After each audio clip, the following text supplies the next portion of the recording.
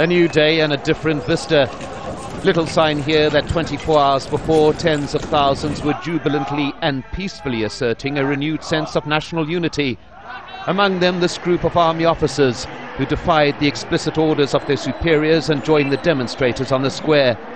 Fearing arrest, they decided to spend the night, and an eyewitness recounts what happened then.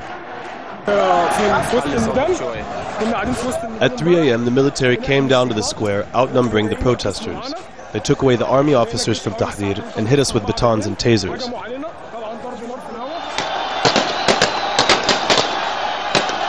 This amateur footage shows a sequence of events.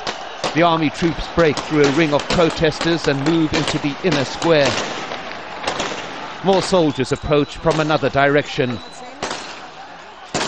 And then on the outer perimeter, a soldier apparently isolated from his unit is attacked by a group of civilians. Impossible to ascertain whether the attackers are protesters who'd been dispersed or some other unidentified group. Eyewitnesses say the army officers who'd been taking refuge on the square were taken away in an armoured vehicle. And then a fusillade of stones thrown from the streets around the square.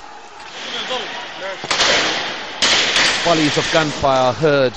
Whether warning shots or direct fire is again difficult to ascertain. For a period of time, the troops then move into the surrounding streets, conducting what appear to be search operations. At one stage, a wounded civilian being carried crosses paths with an injured soldier who's being taken for treatment.